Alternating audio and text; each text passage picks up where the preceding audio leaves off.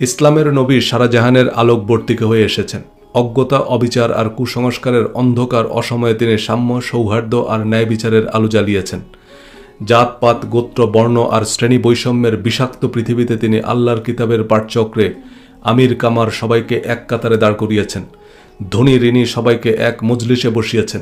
বেগম দাসী সবাইকে তার মসজিদে প্রবেশাধিকার দিয়েছেন। এতিম অভাবে মানুষকে তার জান্নাতের সিঁড়ি বানিয়েছেন। ধর্মীয় অভিজাত শ্রেণীর রক্তচক্ষু উপেক্ষা করে কোরআন পড়তে সাধারণ মানুষকে ফরাসি বিপ্লব করতে হয়নি। ফরাসি বিপ্লবের 1000 বছর আগে নবী মোহাম্মদ আরবের ধুলামলিন বেদুইনদের কোরআনের আলোয় আলোকিত করে সারা জাহানের অধিপতি বানিয়েছেন। কিন্তু নবীর উত্তরাধিকারের নামে আমাদের ধর্মগুরুরা মধ্যযুগের পোপ পুরোহিত সেজে বসে আছে। এই কথিত আল্লামারা সতীদা আর উইছান যুগের অন্ধকার আমদানি করেছে ইসলাম ধর্মে। ইসলামের নবী সারা জাহানের আলোকবর্তিকা হয়ে এসেছেন। অজ্ঞতা, অবিচার আর কুসংস্কারের অন্ধকার অসময়ে তিনি সাম্য, সৌহার্দ্য আর ন্যায় বিচারের আলো জ্বালিয়েছেন। জাতপাত, গোত্র, বর্ণ আর শ্রেণী বৈষম্যের বিষাক্ত পৃথিবীতে তিনি আল্লাহর কিতাবের পাঠচক্রে আমির কামার সবাইকে এক কাতারে দাঁড় করিয়েছেন।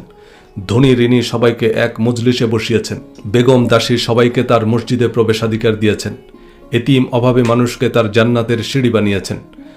ধর্মীয় অভিজাত শ্রেণীর রক্তচক্ষু উপেক্ষা করে কোরআন পড়তে সাধারণ মানুষকে ফরাসি বিপ্লব করতে হয়নি।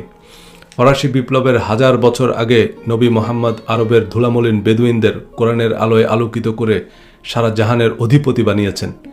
কিন্তু নবীর উত্তরাধিকারের নামে আমাদের ধর্মগুরুরা মধ্যযুগের পোপ পুরোহিত সেজে বসে আছে।